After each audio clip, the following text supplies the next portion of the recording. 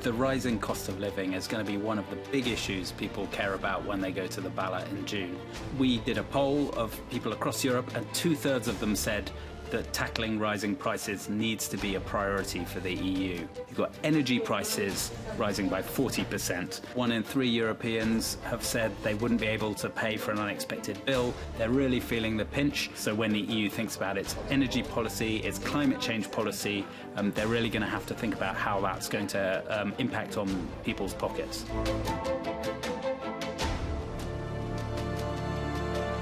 Migration has been a massive topic for the past decade, ever since the Lampedusa tragedy of 2013. Now, we finally do have a migration pact. It took years to get to this starting point.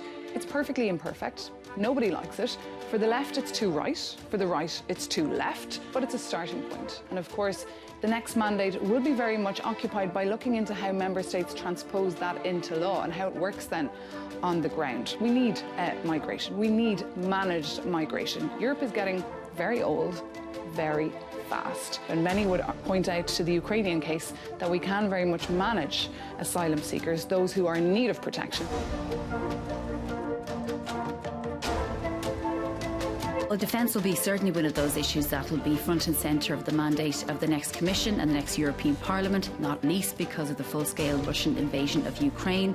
There's a realisation this war will continue for the foreseeable future, because for the last few months Ukraine has been on the back foot militarily, and of course for the first time in many years there is a war on the European continent.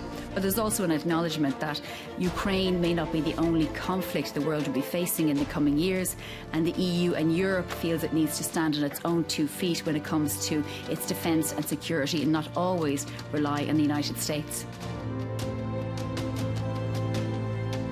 They've set a target of reducing greenhouse gas emissions by 55% by the end of this decade, which basically means it's got to be done during the mandate of the incoming Commission and Parliament. It's an enormous task, and it's going to be made even bigger when they adopt a new climate target. Going into the election, we have right-wing parties who are basically going on a platform of supporting the farmers, putting a halt to all this Green Deal. So, yes, the momentum is definitely there. Whether it continues after the election is another question.